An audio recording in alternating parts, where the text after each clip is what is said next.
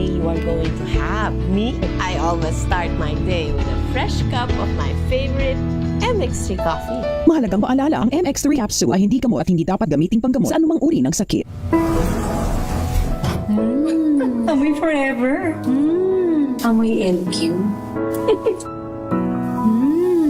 Amoy New Calab Berry Blooms. Amoy kalat, amoy good vibes. Sa lahat ng bagay, simula pa lang, siguraduhing max protection na. Kasi pag kulang ang proteksyon, baka madaling masira. Sa ngipin, dapat may max protection din. Max sa alaga ng Unique Toothpaste. With Max Protect Formula, help stop cavities before they start, while keeping breath fresh. Try Unique Maximum Fluoride Protection para max alaga, max protektado. ACS. May nagbago. May arte. May budget. Akala nyo lang yon. So solid. White Rose Papaya. Wow, White Rose. White Rose Papaya. Wow, White Rose. White Rose Papaya. May glow up with the White Rose Papaya. White Rose Papaya. May puti power times 2 kasi may papaya at niacinamide. May shea butter and tea tree oil pa. Kutis sulit ang glow up. White Rose Papaya. Kutis sulit ang glow up. ACS. Wow, ang saya. Isang barangay na labada, puro mancha pa. Goodbye, pahinga. Mommy, isang laba lang yan sa Pride Bar Blue. May powerful stain-away enzymes na malupit sa dumit mancha. At di masakit sa kamay. Isang laba lang yan. Hello, pahinga. Hello, Pride Bar Blue. ACS. Sa puso ng kalikasan, natatangi ang prutas ng mangosteen. Ito ay nagtataglay ng antioxidant compounds na alpha, beta at gamma mangosteen. Ang MX3 capsule ay isang food supplement na gawa sa natural na mangosteen. Ito ay tested and proven to help avoid knee joint pain discomfort para iwas-iwas sa sakit with long-term supplementation 2 capsules daily. MX3 capsule. Tunay, natural at original. Mahalagang paalala, ang MX3 capsule ay hindi gamot at hindi dapat gamiting panggamot sa anumang uri ng sakit. Amoy forever. Amoy LQ. Amoy New Calab Berry Blooms. Amoy kalat, amoy good vibes. This portion is brought to you by ACS Manufacturing Corporation, ISO certified, maker of world-class quality Pride detergent. Sinasabi sa attachment theory ng psychologist at psychiatrist na si John Bowlby, ang uri ng relasyon daw na mayroon tayo sa ating pagkabata, sa ating mga magulang o maging sa ating primary caregivers, healthy man o hindi, ay ang humuhulma sa ating pagkatao at relasyon natin sa iba sa ating pagtanda. Kaya naman upang suportahan ang pag-aaral na ito, nabuo ang ideya ng 4 na attachment styles na nade-develop sa edad na 6 na buwan hanggang 2 taon. Una na dyan ay ang secure attachment. Itinuturing ito bilang healthiest sa 4 dahil dito sinasabi na ang isang bata ay inalagaan ng mabuti ng kanilang mga magulang at sinisigurado na lahat ng pangangailangan nito ay natutugunan. Dahil dito sila ay kakikitaan ng emotional stability, security, self-assurance, emphatic, less aggressive na pag-uugali habang lumalaki. Sa kanilang pakikitungo naman sa iba, sila ay kakikitaan din ng positibo, trusting at lasting na relasyon sa ibang tao. Pangalawa ay ang avoidant attachment o ang insecure attachment. Kabaliktaran sa nauna, ito ay isang defense mechanism kung saan ang isang bata ay nagsha-shutdown emotionally, resulta ng pagpapabaya ng magulang sa nararamdaman at pangangailangan nito, kung kaya mas pinipili na lang nilang maging ilag upang maiwasan ang rejection. Sa pakikipagrelasyon naman nila, sila ay medyo challenging na i-handle dahil hindi sila madaling magbigay ng tiwala sa iba at may takot na ipakita ang vulnerable part ng kanilang sarili. Pangatlo ay ang anxious attachment. Tulad ng avoidant, nade-develop ito mula sa kapabayaan ng mga magulang o guardians. Subalit sa halip na mag-shutdown, nagpapakita sila ng mataas na level ng anxiety at may tendency na maging clingy dahil sa takot na ma-reject. Sa kanilang pakikipagrelasyon, sila ang mga nagnanais na makaranas ng close and intimate relationship. Ngunit mayroong takot na sila ay iwanan, kaya't sila ang mga taong kailangan ng patuloy na reassurance mula sa kanilang partners o kasama. At panghuli ay ang disorganized attachment. Katulad ng avoidant at anxious, ito rin ay may tuturing na ikatlong uri ng insecure attachment kung saan naguugat ito mula sa emotional unresponsiveness, unresolved trauma o history of abuse ng mga magulang o caregiver. Kaya nagre-resulta naman ito sa inconsistent behavior at identity crisis sa mga bata. Sa pakikipagrelasyon naman, challenging rin sa mga taong ito dahil sa hirap nila pumasok sa isang seryoso na pagsasama dahil mas nangangailangan sila ng close connections sa kanilang partner. Maaari rin sila na maging controlling, toxic, clingy at hirap sa pakikipag-usap ng maayos. Pagbibigay linaw naman ng mga eksperto, habang lumalaon ay maaari namang mag-improve o mag-heal ang attachment styles ng mga tao at hindi naman permanente dahil sa mga karanasang nagtuturo at nagpapabago sa atin. This portion is brought to you by ACS Manufacturing Corporation, ISO certified, maker of world-class quality Pride detergent.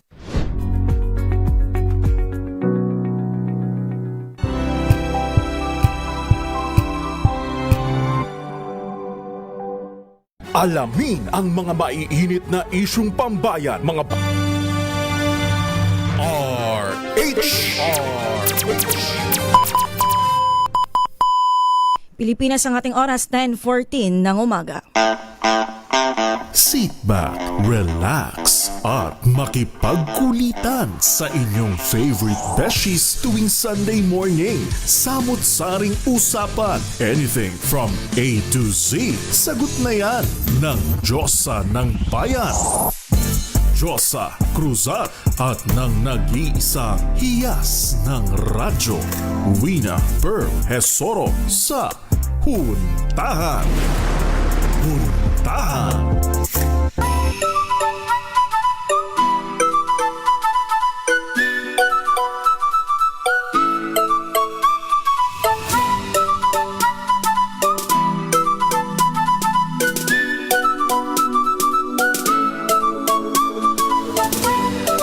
Magandang umaga Luzon, Visayas at Mindanao. Magandang umaga Pilipinas. Happy Sunday morning po sa lahat. Samahan niyo po kami ito sa inyong favorite Sunday morning habit. Ngayong International Women's Day, March 8, 2026. Ako po si Josa Cruzat. At ito naman po si Wina Pearl Hesoro. Para sa DZRH, una sa Pilipinas. Una sa Pilipino. Magandang umaga po sa lahat ng mga palagiang sumusubaybay sa ating programa, Beshi Wina. Good morning, Beshi. Happy Women's Day. Happy Women's Day, Women's Month. At ngayon, mismong araw ng International Women's Day. This is our day. Wow. Oo nga. Alam mo, feeling ko yung iba sa ating mga kababayan andoon, o iba sa mga babae andoon sa salon. Ay, oo. Magpapapamper, pamper day, ganon, di ba? Magpapagupit, magpapalinis ng kuko, kung ano-ano. Alam mo, tama sa aura ng Sunday, nataon talaga ang International Women's Day. Diba? Tayo kaya, Beshi, ano ang plano natin ngayong Women's Day? Ito na to. Trabaho lang po. Oo. Nabati nyo na ba ang inyong mga pinakamamahal na babae sa inyong buhay ngayong araw? Mapananay nyo yan, kapatid, lola, kasintahan, pinsan, teacher. Yan, napakadaming babae sa inyong buhay. Of course, palagi naman yan. Kahit ang kapitbahay ninyo, kung mahalin yung kapitbahay nyo, batiin nyo ng Happy International Women's Day. Alam mo yung iba, di ba karamihan kasi nasa-celebrate lang ang mga kababaihan, of course pag nanay, kapag Mother's Day. Mother's Day. Tsaka sa mga single naman, Ayan. I mean single, hindi yung married yung mga kahit in a relationship, ganyan, feeling ko nasa-celebrate lang ang pagiging babae nila tuwing Valentine's Day. Yan. Diba? Pero ngayon, iba kasi ito mapananay ka man, diba? In a relationship or what, Women's Day, Women's Month, diba? Sineselebrate pa rin natin tayo. Ay, sa napakadaming mga nangyayari. Parang ang sad mo dun sa highs mo na yun. Hindi, nauuhaw na kasi ako. Diba dapat masaya tayo, diba? Tama Kasi yan. araw natin to araw natin to mga babae. Bakit naman? Uy, pero ang daming mapasa hanggang ngayon na napaka-modern na ay ang dami pa rin na mga ipinaglalaban ng mga kababaihan. Oo naman, Beshi. Kasi nga alam mo, yung nga binabanggit natin last week, parang hanggang ngayon kasi nakaka-experience pa rin tayo ng discrimination. Ayan. Kahit baga, imahinasyon niyo yan. Oo, di ba? Di ba? Hindi pa rin tama na ipangalandakan ninyo kung ano ba yung mga naiisip ninyo sa mga kababaihan na iyan. Respect, di ba nga? Yes. Kung iniisipin naman kasi natin, napakalaki ng papel ng kababaihan sa ating buhay. Sa pamilya pa lang, kadalasan of course, nanay ang nagsisilbing ilaw ng tahanan. Siya ang nag-aalaga, naglilinis ng bahay, gumagabay at nagbibigay inspirasyon sa mga anak. Biruin niyo yun maliban sa mga gawaing bahay. Siya pa rin yung parang nakatoka sa pagbibigay inspirasyon, sa paggabay. Of course, hindi naman natin minamaliit ang gawain ng mga ama. Kasi kahit sila ang kumikita para sa bahay, ay sila ang kailangang magpakatatag. At alam ko, Beshi, hindi lang yan sa loob ng tahanan. Dahil sa panahon ngayon, marami pa rin kababaihan ang nagiging matagumpay.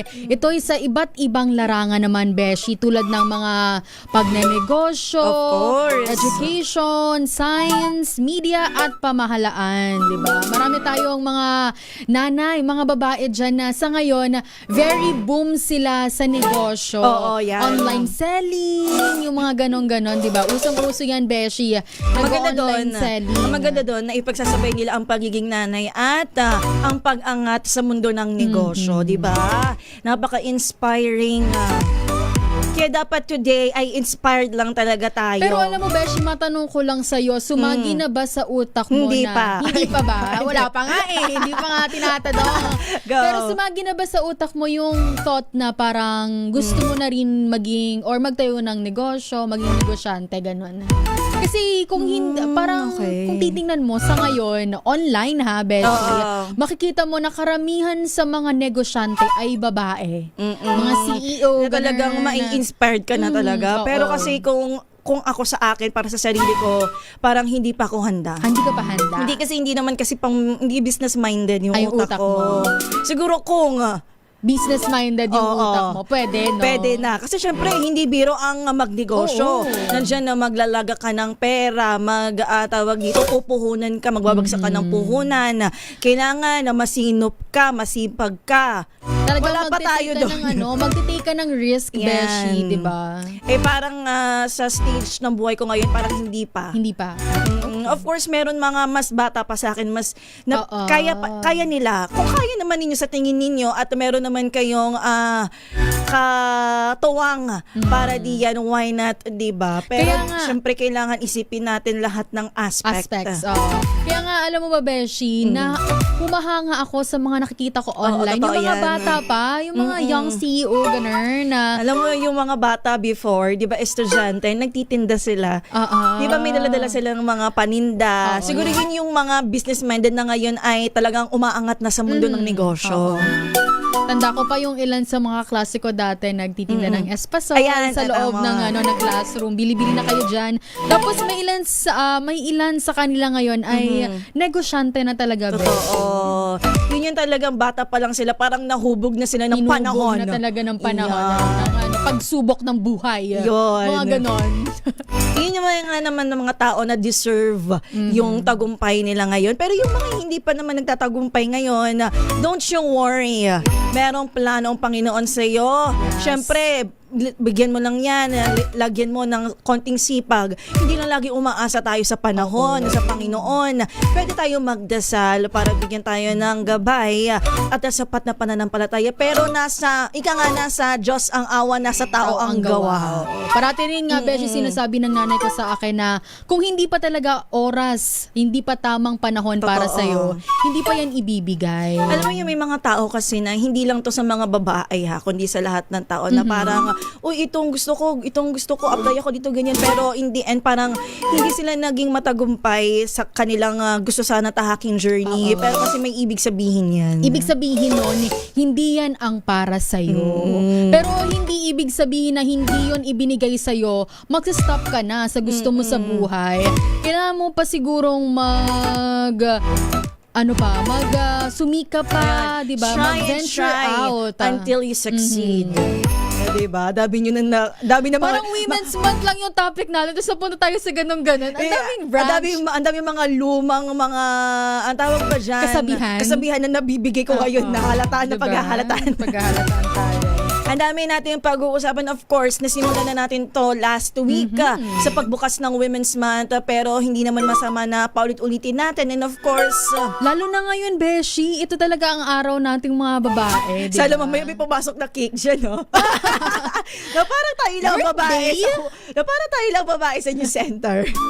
Ang kakapal din naman pala talaga. Ay, pero yun, masaya lang, Beshi, na kahit papano isineselebrate ang araw na ito para sa mga babae, diba? Nakaalala nila. Pero hindi lang naman ibig sabihin na sineselebrate ito ngayon. Ngayon yun lang dapat respetuhin ng mga kababaihan. Sineselebrate natin to para bigyang diin, para mas mabigyan ng atensyon. Pero hindi dapat tuwing March lang siya nabibigyan ng atensyon. Araw-araw na ginawa ng Diyos. Pero maliban na sa ating usapan na Beshi, tayo ay of course nakatutok pa rin sa mga malalaking balita dito na nagaganap hindi naman dito sa ating bansa kundi maging sa ibang bansa. Nagpapatuloy pa rin ang Amerika, Israel versus Iran na conflict. Tama ba? Parang nawala yung mic ko. Ayan. And of course, yung ating mga malalaking balita nationwide, tinututukan pa rin natin yan dito sa DZRH. Sa pamamagitan yan, puntahan natin partner, yung mga malalaking balita na ating tinutukan dito lamang po sa DZRH. Una sa ating mga balita, hindi pa man ganap na inaanunsyo kung magkano ang itataas ng presyo ng petrolyo sa susunod na linggo. Ramdam na ang biglaang pagsipa ng presyo ng petrolyo sa ilang gasolinahan sa Metro Manila at Karatig, Lalawigan. Oo, kitang-kita ko yun sa Facebook. Ang dami sa akin mga kababayan dyan sa Lucena, ang kagabi pa ata Umaaray, Beshi. Ayan, nakapila na sila. Sa pag-iikot ng DZRH News, naglalaro na sa 59 pesos hanggang 65 pesos ang kada litro ng gasolina. Depende pa rin po yan sa klase. Habang pinakamalaki ang isinipan ng presyo ng diesel na naglalaro sa 60 pesos hanggang 70 pesos ang kada litro. Depende pa rin po sa klase. Samantala sa pagtaya ng oil industry sources, maglalaro sa 11 pesos hanggang 13 pesos kada litro ang dagdag sa gasolina. 21 pesos hanggang 23 pesos naman sa kada litro ng diesel at 33 pesos hanggang 35 pesos sa kada litro ng kerosene ang increase. Inaasahang uutay-utayin ang pagpapatupad nito sa susunod na linggo. Pangunahing dahilan pa rin ang taas presyo ang US-Israeli-Iran war o conflict sa gitnang silangan. Samantala, idineklara ng Department of Migrant Workers bilang warlike operations area ang Strait of Hormuz, Persian Gulf at Gulf of Oman para sa mga seafarer. Itinaas ang alerto sa mga lugar mula sa dating high-risk area category kasunod ng lumalalang tensyon sa gitnang silangan. Ayon kay Secretary Hans Leo Kakdak, nilagdaan niya ang Advisory Number 11 Series of 2026 bilang pag-ayon sa pagpapasya ng International Bargaining Forum. Sa bisa nito, mayroon ng right to refuse sailing ang mga tripulanteng Pinoy bago pa maglayag sa nabanggit na mga lugar. Sakali namang masawi o magkaroon ng disability ang mga manggagawa, madodoble na ang kompensasyong matatanggap ng kanilang pamilya. Nakabantay naman ang Armed Forces of the Philippines sa nangyayaring digmaan sa gitnang silangan, partikular sa kaligtasan ng mga Pilipino at mga aral na maaaring makuha daw dito. Yan ang sagot ni AFP Chief of Staff General Romeo Browner Jr. nang tanongin ng Indian news outlet na First Post sa sidelines ng multilateral conference na Raisina Dialogue sa India. Ayon kay Browner, pangunahing interes ng AFP ang kalagayan ng higit 2 milyong Pilipino nung nagtatrabaho sa Gulf region. Pero maliban dito, sinusubukan umano ng AFP na makahugot ng mga leksyon sa gitna ng bakbakan ng alyansang US at Israel laban sa Iran. Gayunman, umaasa ang general na hindi nalalaki pa ang tensyon dahil batid niyang apektado na ang ekonomiya at presyo ng langis sa Pilipinas. Sa iba po nating balita, kinumpirma ng Armed Forces of the Philippines na naghigpit pa ang management ng Camp Aguinaldo Golf Course sa mga banyagang nais gumamit ng recreational facility. Ayon sa AFP, kailangan munang makakuha ng kaukulang visit clearance ng mga foreign national na gustong maglaro sa naturang pasilidad. Pero paglilinaw ni Colonel Circes Trinidad, Public Affairs Chief ng AFP, hindi bago ang pulisiyang ipinatutupad din sa lahat ng kampo militar. Bahagi umano ito ng internal security protocol na layong protektahan ang integridad ng mga AFP installation. Magsisimula na sa Lunes, bukas, March 9, ang pagpapatupad ng 4-day work week sa ilang tanggapan ng pamahalaan. Ayon kay Pangulong Bongbong Marcos Jr., bahagi ito ng mga hakbang ng gobyerno para makatipid sa enerhiya, gayon din sa reserba sa gitna na nagpapatuloy na sigalot sa Middle East. Inatasan din ng Pangulo ang lahat ng ahensya ng pamahalaan na magbawas ng 10 hanggang 20% sa kanilang konsumo ng kuryente. Kasabay nito, pansamantala ring ipinagbabawal ang mga non-essential na biyahe at aktibidad na maaari namang isagawa via online. Samantala, lilipad si Pangulong Ferdinand Marcos Jr. ngayong araw patungong New York kung saan niya inaasahang ipananawagan ang pagtatapos ng krisis sa gitnang silangan. Bukod dito, hihimok din ng suporta ang presidente para makaupo ang bansa sa United Nations Security Council. Makakasama ni Pangulong Marcos si First Lady Liza Marcos, Foreign Affairs Secretary Maria Teresa Lazaro, Migrant Workers Secretary Hans Leo Kakdak, Presidential Peace Advisor Carlito Galvez Jr. at Presidential Communications Secretary Dave Gomez. Nakatakdang bumisita si Marcos Jr. sa UN headquarters mula March 9 hanggang March 10. Ayon sa DFA, makatutulong ang non-permanent seat sa UN Security Council para mapakinggan ang Pilipinas sa mga talakayang may kinalaman sa kaligtasan at seguridad sa daigdig. Ingat-ingat po tayo, patuloy na binabantayan ng DOST Pag-asa ang low pressure area sa labas ng Philippine Area of Responsibility. Ayon sa Weather Bureau, huling namataan ng LPA sa layong 1,405 kilometers east ng northeastern Mindanao. Wala po sa kasalukuyan na mababa pa ang tsansa na mag-develop ito bilang isang bagyo. Sakali namang maging isang ganap na bagyo, tatawagin itong bagyong Kaloy. Oras na pumasok sa loob ng PAR.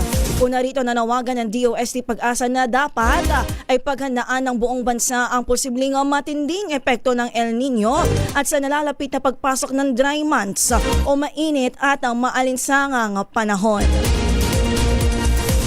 At yan na po mga pinakahuling balita na ating tinutukan dito sa DZRH. Sa ating pagbabalik, pag-usapan natin ang mga kababaihan. Pilipinas ang ating oras, 10:31. Ang oras na yan ay hatid sa inyo ng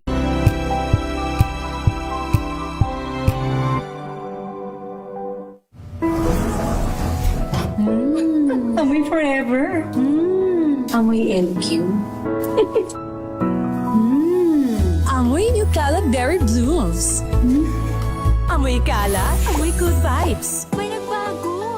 May arte, may budget. Akala nyo lang yon. So solid. White Rose Papaya, wow, White Rose. White Rose Papaya, wow, White Rose. White Rose Papaya. May glow up with a White Rose Papaya. White Rose Papaya. May puti power times 2 kasi may papaya at niacinamide. May shea butter and tea tree oil pa. Kutis sulit ang glow up. White Rose Papaya. Kutis sulit ang glow up. ACS. Hello, Washi! Laundry day na naman! Yay! Anong meron? Mancha ng chocolate, putik, may libag pa. Kaya natin yan! With Pride Washing Machine Detergent, may triple stain-away formula. Tanggal ang makapit, madikit, at malupit na dumit mancha. Kaya easy-easy ang labada. Mula noon hanggang ngayon. All you need is pride. All you need is pride. ACS. Araw-araw, iba't ibang mga bagay na dapat pagtagumpayan. Ang subok kong partner ay MX3 Capsule. Research-based na tested and proven. Helps avoid pain discomfort. Iwas-iwas sa sakit. Kailangan lang ng long-term ang pag-inom 2 capsules araw-araw. Kasabay ng proper diet and exercise. I am able to make it with the right partner. MX3, dito ako bilib. Mahalagang paalala, ang MX3 capsule ay hindi gamot at hindi dapat gamiting panggamot sa anumang uri ng sakit. MBC Milliones! MBC Milliones! Mamimigay na naman kami dito sa MBC ng 1 million pesos! Sa isang malinis na papel, ilagay ang iyong name, age, address, phone number at pirmahan. Ipasok sa loob ng isang white legal-sized envelope. Kalakip ang alinman sa mga required proof of purchase o POP. At sa labas ng envelope, ilagay ang MBC Milliones 2026, ang POP na ginamit at ang MBC station na iyong sasalihan.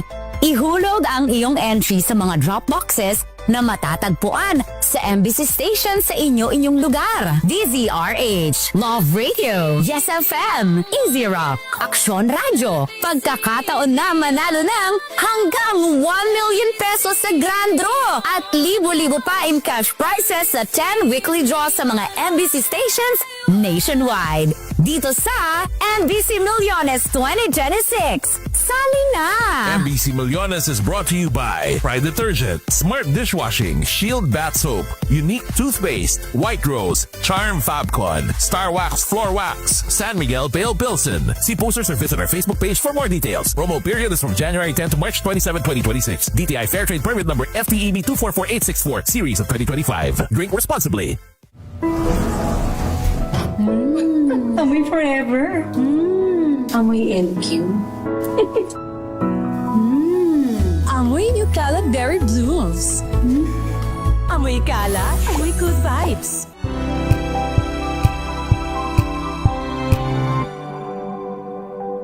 Wow, ang saya. Isang barangay na labada, puro mancha pa. Goodbye, pahinga. Mommy, isang laba lang yan sa Pride Bar Blue. May powerful stain-away enzymes na malupit sa dungit mancha. At di masakit sa kamay.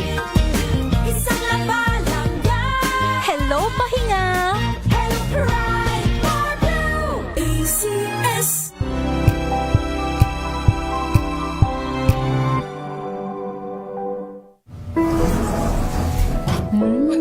Amoy forever.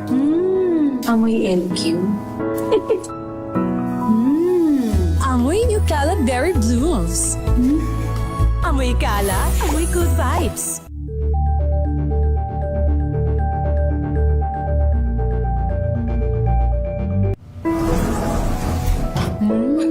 Amoy forever.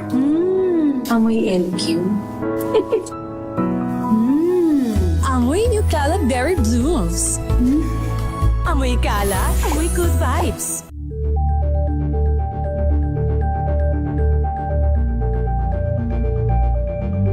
Maulan man, no worries na amoy kulog ang damit. Charm Fabcon, bangong pumakabloom, tanggal amoy kulog sa bango ng charm. Kaya gamit ko, Charm Fabcon with Bloom Fresh technology. Kills 99.9% of kulob-causing bacteria.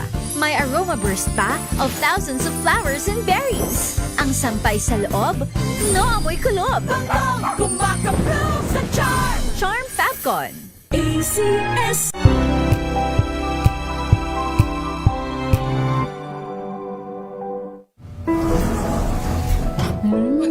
Amoy forever. Amoy LQ. Amoy New Cala Berry Blooms. Amoy Cala, amoy good vibes.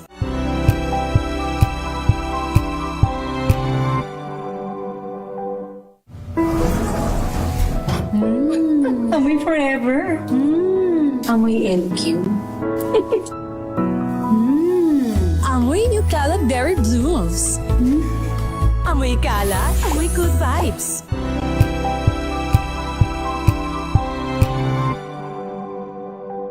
Tamba! Samantalang Anthony Taberna at Jerry Baha ang gigising sa inyong umaga dahil lalatay ang humahagupit na diskusyon at komentaryo Lunes hanggang Biyernes sa 2x2.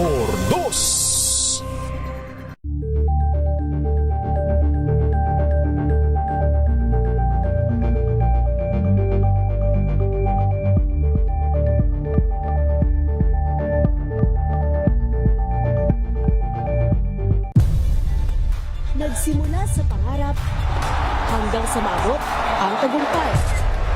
Iba't ibang kwento, iba't ibang mukha ng atletang Pilipino.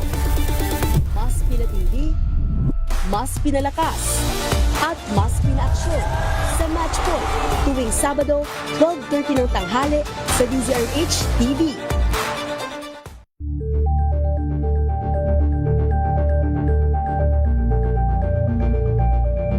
We've got you covered.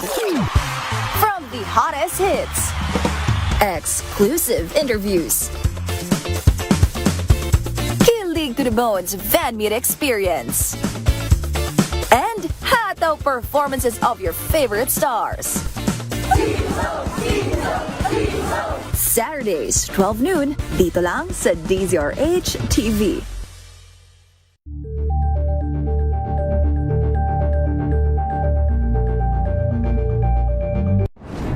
Kung good vibes ang hanap mo, dito ka na sa sigurado.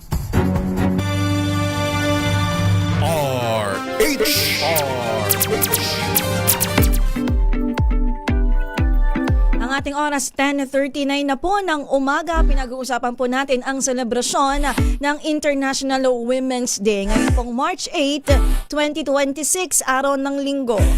Alam mo, pag puntahan natin, Beshi, yung Alin, Beshi, comparison. saan tayo pupunta? Punta tayo ng Tokyo, Japan. Puntahan natin yung comparison ng babae noon at ngayon. Sige, Noon sabi ba, mo Wina, yan. nung nabubuhay ka noong 1950s? Wow, ano to, reincarnation? Anong masasabi mo? Hindi, charot lang. Kasi kung ikukumpara natin ang papel, syempre nakikita naman natin yun sa mga lecture. Tsaka hindi lang nakikita, Beshi, mga kwento ba ng ating Ayan. mga lolo't lola, nanay at nanay, Ayan. lolo't lola tuloy, ng ating mga lola, mga tita, nanay, ganun. Saka sa mga history books, kung ikukumpara natin ang papel ng kababaihan noon at ngayon, abay napakalaki na po ng pagbabago. Of course, una diyan, hindi ka makakaboto. May ganun ata before nun eh. Hindi makaboboto ang mga babae. Tanda ko yan, correct me if I'm wrong, kasi baka tuktukan ako ng history teacher ko. Hindi ko tinuro yun sa'yo. Sino teacher mo? Noong unang panahon, kadalasan ay nasa bahay lamang. Ito yung parang pinakang generic na alam nating lahat, 'di ba? Ang mga babae ay parang ikakasal, 'di ba? Tapos kapag kasal sa kanila, sila ay mamamalagi sa loob ng bahay. Sila doon ang taga-alaga ng mga bata, sila ang maglilinis, magluluto, sila ang hindi lang maglilinis at magluluto, sila din ang mag-aayos sa kanilang mga anak. At syempre, pagdating ng tatay, wala trabaho, ay aasikasuhin pa niya. Eto na, Beshi, hinanap ko yung binabanggit mo. Ay, hala, nawala. Eto na, nakita ko na ulit. Sabi dito, Beshi, may panahon sa ating kasaysayan na walang karapatang bumoto ang babae. Correct tumpak. Taong 90s, panahon ng mga Amerikano, nagsimulang magkaroon ng mga pambansang halalan. Ngunit noong una, hindi binibigyan ng karapatan ang mga kababaihang bumoto. Nagkaroon lamang ng pagkilala ng karapatan ng kababaihan na bumoto sa pamamagitan ng 1935 Commonwealth Constitution, kaugnay na rin ng tagumpay ng women's suffrage movement sa Amerika. Ngunit sa 1935 Constitution, hindi automatic ang paggawad ng karapatang bumoto sa kababaihan. Nangangailangan ito ng plebisito kung saan bumoto ang mga Pilipino kung papayagan ang mga kababaihan na makaboto o hindi. Taong 1987, malaking bahagdan ng lahat ng bumoto ay pabor dito, kaya nabigyan ng karapatang bumoto ang mga kababaihan. Thank you, Teacher Wina, for that wonderful lecture. Alam mo, binasa ko to sobrang liit na text. Ito pala, merong caption sa baba. Di ba, isa yun sa mga ginagawa ng kababaihan like we ang magtiis. Pero ngayon, marami na sila, tayong ginagampan ng mahalagang papel sa lipunan. Nung kayo po ba ay nagpa-check up last time, di ba may nakita kayong babaeng doktor? Nung kayo'y nagbakasyon sa Tokyo, Japan. Yes, nung kayo'y lumipad sa airplane. Narinig ninyo ang babaeng piloto. May mga pulis, women tayo, sundalong babae, and of course, a businesswoman, and mga leader sa komunidad, mga babaeng public servants. Isa lang, Beshi, ang senyales dyan. Walang limitasyon ang kakayahan ng kababaihan, di ba? Yes. Yun nga sinasabi natin na hindi ka babae lang. Babae ka. Babae ka. Babae ka, Ina. Yes, babae ka, Josa. Ayan. Women empowerment nga tayo today. Isa rin layunin, of course, nitong kabuuang Women's Month and specifically nitong International Women's Day ay ang pagpapalakas ng loob ng mga kababaihan na abutin ang kanilang mga pangarap. Ayun, speaking of pangarap, Beshi, bukod ba sa mapunta ka sa industriyang ito, ano pa ba ang pangarap mo sa buhay? Ano ba ang klaseng pangarap? Yung dream job? Mga ganyan ba? Parang job, ganon. Hindi, bata pa lang ako gusto ko mo na maging maganto. Kasi kaya nga nung high school ako, sumasali ako ng mga DSPC. Akala ko pageant. Meron din. Pero kung familiar ka doon, yung mga DSPC, mga ganyan.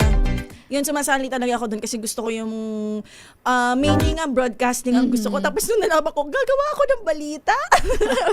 Ano ba akala mo magsasalita ka na lang, no? Magbabasa lang ako. Pero hindi naman. Pero yun pala, Beshi, yun ang iyong dream job. So masasabi mo na sa sarili mo na kahit papano, natupad mo na ang dream job na gusto mo. Parang kasi noon, pero nung high school kasi, napunta naman ako sa STEM section, yung Science, Technology, Engineering, and Mathematics. Sabi ko sa management. Mathematics kasi. Joke lang naman kasi yun. Tapos parang, di ba yung mga lahat ng mga kami nandun, puro science, ganyan. Math. Sila, gusto nila maging engineer, doctors. Ganyan, na mga nurses, ano pa ba mga trabaho nila. Mga, basta sa larangan ng medisina. Medtech, yan, ganyan.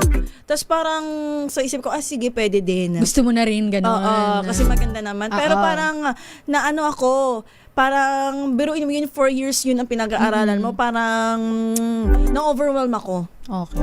Parang hindi siya yung kinuha ko nung college. College. Talagang nagningning, umangat yung pangarap ko nung elementary ako. Diba? Nanaig siya. Sabi ng pangarap mo, sabi ng broadcasting or masscom, ako piliin mo.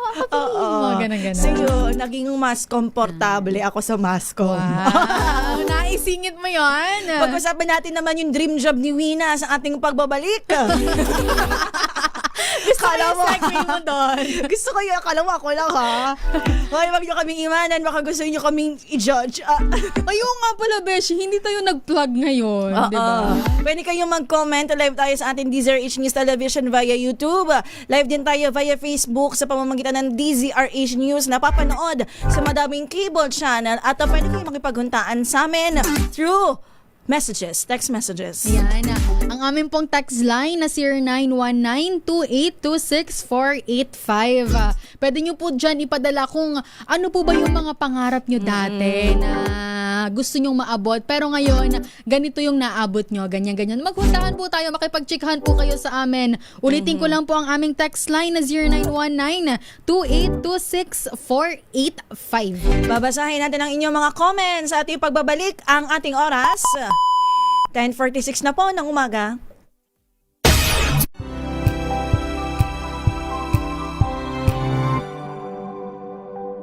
Curious ka ba sa maraming bagay? Kami na ang bahala dyan. Aalamin, tutuklasin at bibigyang linaw namin ang mga katanungang bumabagabag sa inyong isipan. Sa programa kung saan ang bawat sagot ay galing lamang sa mga eksperto. Ang Expert's Opinion, tuwing linggo 3:00 ng hapon, dito lang sa DZRH TV.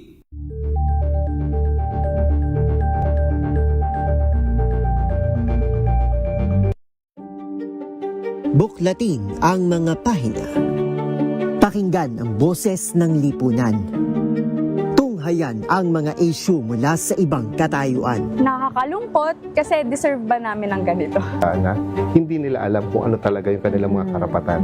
Yung gobyerno, tinulungan nila yung kanilang magsasaka. Pinapatahimik tayong lahat using various laws. Through education, kayang-kaya nating baguhin yung ganitong klaseng pag-iisip. Isang kwento, iba't ibang anggulo. Dito, sa Point of View.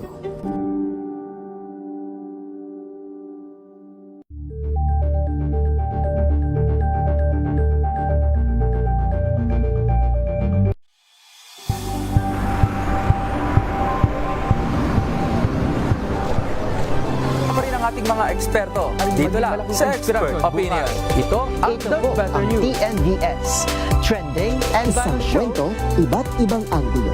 Dito sa Point of View. Bawat pananagutan ating tatalakayin dito sa Hoy, Bawal Yan.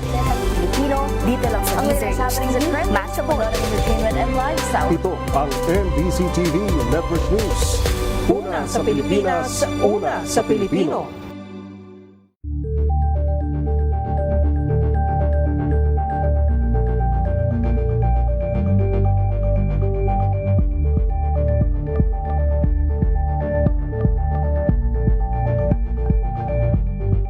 Maagang balitaan, maagang usapan sa mga issue at balita. Kasama si Kuya Angelo Palmones sa Magandang Umaga Pilipinas. Mula Lunes hanggang Biyernes.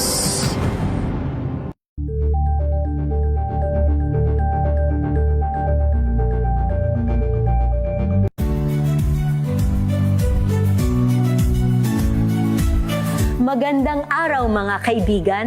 Ito po ang inyong balerina ng bayan, si Lisa Makuhay Lizalde, na nag-aanyaya sa inyong samahan kami at ang aming mga espesyal na panauhin para sa kalahating oras ng masayang kwentuhan sa aming programang Art to Art, kung saan ang usapang sining at kultura ay para sa lahat.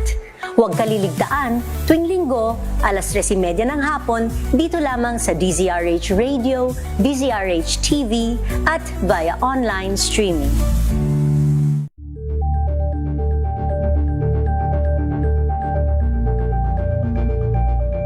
Ito ay bunsod ng naitalang 17 individual na ang kanilang naaresto. Ng Metro Manila Development Authority o MMDA ang No Contact Apprehension Policy o NCAP sa Metro Manila. Sa ang ilang mga dokumento ay peke. Hindi rin legal ang employment na ipinangako sa kanila. Sa mata ng batas, mananagot ang sangkot at may sala. Dahil sa bawat paglabag, may karampatang parusa. Alamin ang mga pananagutan sa likod ng mga bawal.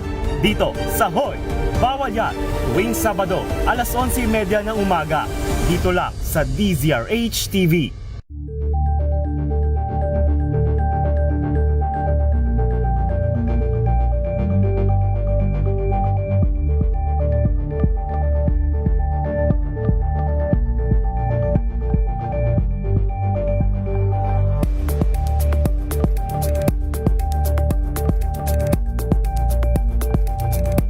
Alamin ang mga maiinit na isyung pambayan, mga balitang kailangan mong malaman, usapin sa pamahalaan, politika, ekonomiya at kabuhayan. Ito ang mga dapat mong malaman, pakialaman at pag-uusapan dahil kayo ang tinig ng mamamayan dito sa Damdaming Bayan.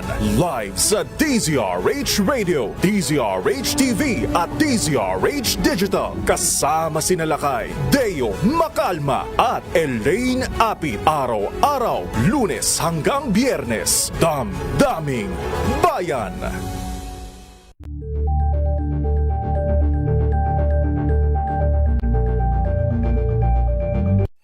Mga balitang gigising sa inyong umaga. Mga balitang kailangan mong malaman. Mapapakinggan sa ACS Balita sa 2x2.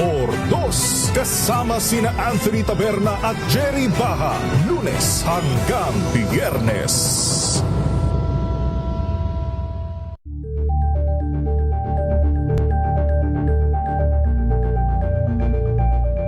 Tambalang Anthony Taberna at Jerry Baha ang gigising sa inyong umaga dahil lalatay ang humahagupit na diskusyon at komentaryo Lunes hanggang Biyernes sa 2x2.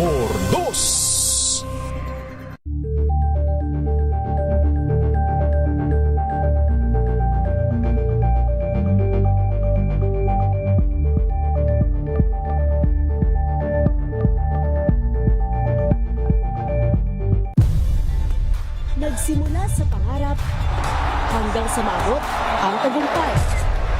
Iba't ibang kwento, iba't ibang mukha ng atletang Pilipino. Mas pinatindi, mas pinalakas, at mas pinaaksyon sa Match Point tuwing Sabado, 12:30 ng tanghali sa DZRH TV. RH.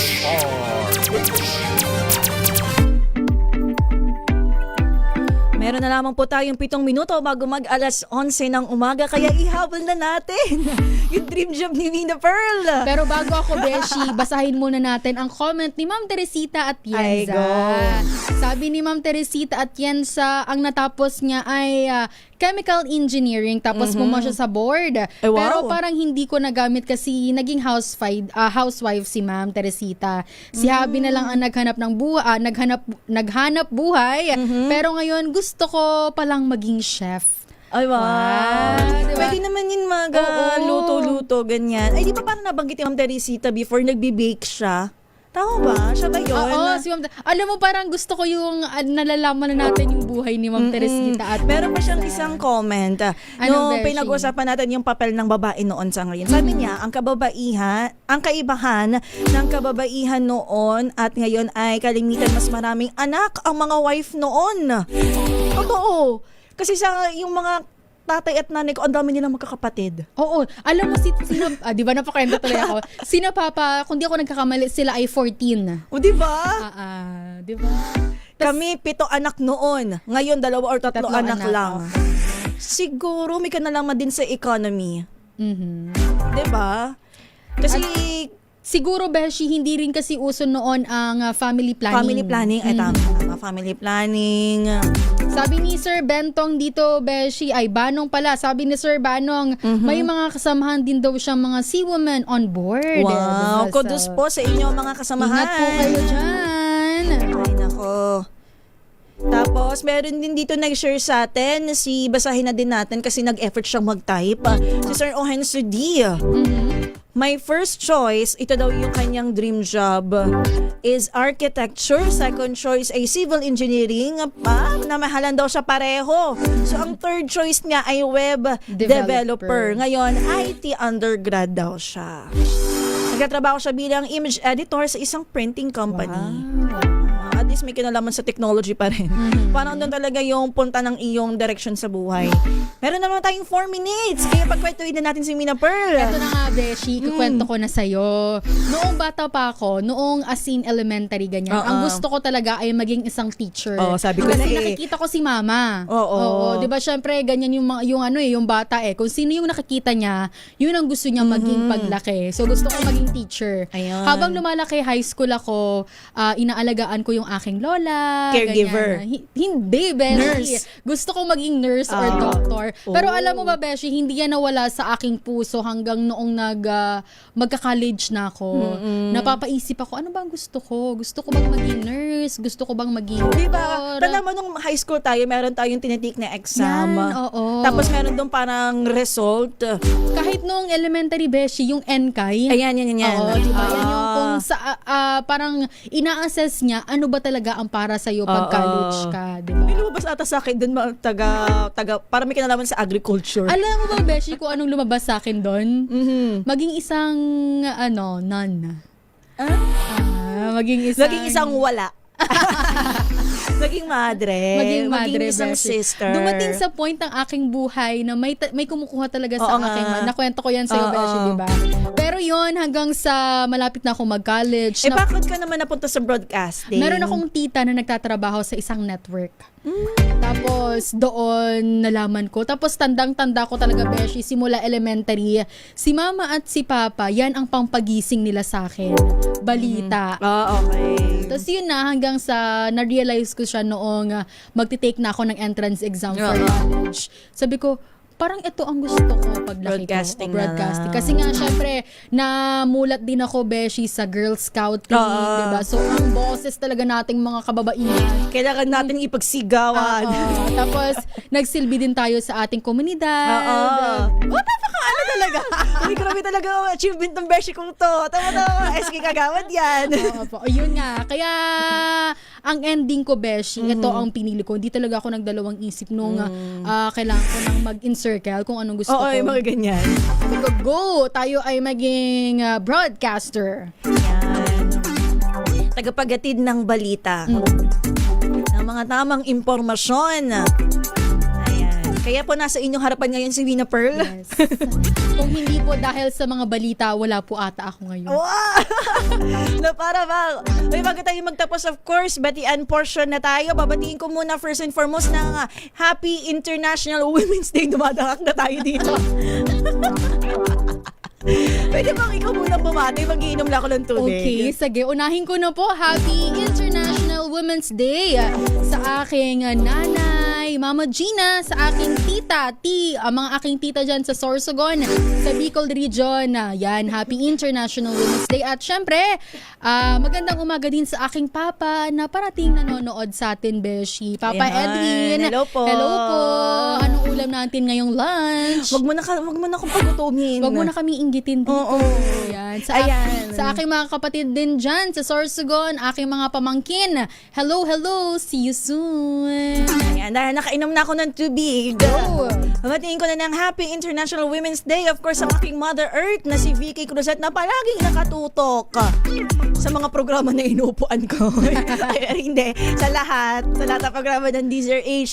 Diyan sa Lucena City, of course, aking mga sisteret, kay Aubrey, kay Ate Joy, and of course, sa aking pabalik na ate. Wow, ingat po. All the way from Croatia. Happy, ang tawag dun, safe flight. Yan, bon voyage. Sana ligtas kang makauwi dito sa ating bansa. Wala mo naman Ito lang po ang masasabi ko para sa'yo, ate. Wala po ba tayo dyan? And of course, aking mga pamangkin, kay Rap, kay Ellie, kay Arnie, and kay Atara. And of course, aking Father Earth na nandyan na sa Makati kanina pang alas 6 ng umaga. Happy Sunday din, of course, sa lahat ng ating mga nakakwentuhan kay Bentong, kay Mr. Teresita, at Yenza, kay Banong, kay Melvin Letrodo, kay Virgilio Sakdalan, at sa, kay Ohen Sudi, at sa lahat po ng mga nagko-comment dyan sa ating Facebook. Yes, Beshi, meron nagpapabati dito sa ating Facebook. Pag-greet po ng happy birthday sa kanyang asawa na si Dulce Pangilinan, at shout out kay Nanay Martina Victoria ng Quezon at Panueva Ecija. Happy birthday Hello po, po. and shout out. Shout out. At happy birthday din daw po, advance happy birthday, 25th birthday. Ay, ako pala yung inaano niya. Uy, segue naman ito. Hindi, kasi nag-comment dito. Sabi niya, advance 10 days to go before 25th birthday with Wina's coming this March. Thank you po. Maraming salamat po sa mga nakaalala. Ay, naku, Wina, yung segue mo. Babatiin ka naman namin. Hindi, nakita ko lang talaga. Nag-scroll kasi ako ng mga bate ng birthday. May cake ka na sa akin. Sige na. Mama, hello. Nakita ko yung nanay ko. Watching daw siya. Mama Gina, hello po. Hello po. At yan na po ang kabuuan ng ating kwentuhan, tawanan at balitaan dito po sa programang Huntahan. Inyong nakasama inyong favorite besties. Ako po si Josa Cruzat. At ito naman po si Wina Pearl Hesoro. Para sa DZRH, una sa Pilipinas. Una sa Pilipino. 11:01 ng umaga.